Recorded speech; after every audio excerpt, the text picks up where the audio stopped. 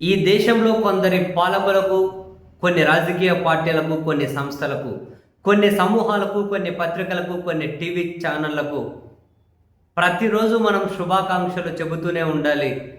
ఎందుకనంటే ఆ శుభాకాంక్షలు అందుకోవడానికి వాళ్ళు కంప్లీట్‌గా పరిపూర్ణులు కాబట్టి.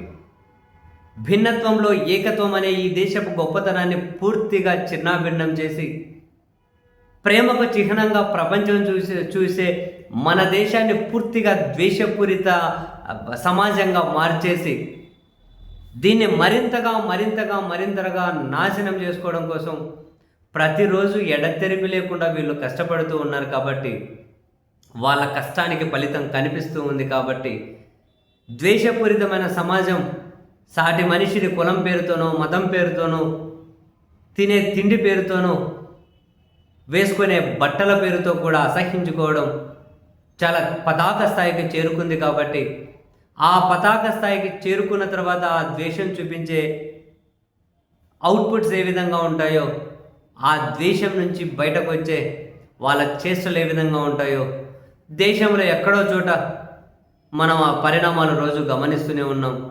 సో దానికి ఇప్పుడు పైన నేను చెప్పబడిన వ్యక్తులందరూ కూడా పరిపూర్ణమైనటువంటి అర్హులు.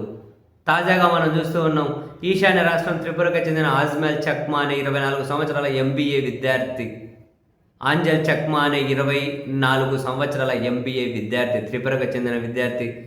వాళ్ళ తండ్రి మళ్ళీ సైన్యంలో పనిచేస్తారు, బీఎస్ఎఫ్ జవాన్ కూడా. ఆ విద్యార్థి వాళ్ళ సొంత బ్రదర్తో కలిసి, ఇద్దరు అన్నదమ్ములు కలిసి ఒక దగ్గర ఏదో మాంసం కొనుక్కుంటూ ఉన్నారని, బేసిక్గా అక్కడ వాళ్ళని చైనీస్ అని, ఆమెమో అని రకరకాలుగా అసహ్యపూరితమైన వ్యాఖ్యలతో వాళ్ళని కామెంట్ చేస్తూ ఉంటారట. వాళ్ళ అన్నదమ్ములు అక్కడ కొనుక్కునే దగ్గర ఒక గుంపు వచ్చింది, ఏరా చైనా వాళ్ళకి ఎదుగుతుంది తింటారా అని చెప్పి, ఈ విధంగా ఏదో మొత్తం మీద అయితే ఆ హేట్రెడ్ వ్యాఖ్యలు చేస్తే ఈ అన్నదమ్ములు దాన్ని అడ్డుకోవడం, అపోజ్ చేయడం, ఆ గుంపు వీళ్ళ మీద విచక్షరహితంగా దాడి కాదు, కత్తులు తీసుకుని తలకాయ మీద, వీపు మీద పొడిచి చంపేశారు ఈ అజ్మల్ చక్మాన్. దేశవ్యాప్తంగా కూడా నిరసనలు కనిపిస్తూ ఉన్నాయి. కోర్స్ ఆ నిరసనలు చూసి నవ్వుకునే వాళ్ళు ఎక్కువ, అది వేరే విషయం అనుకోండి. ఎందుకంటే ద్వేషపూరితమైన సమాజం కదా మనది. ఏ స్థాయిలో ద్వేషం అంటే మాటలకు కూడా అందదు. ఆ రకమైన పూర్తిగా ద్వేషంతో నిండిపోయారు కదా. సో దేశవ్యాప్తంగా అయితే నిరసన కనిపిస్తూ ఉంది.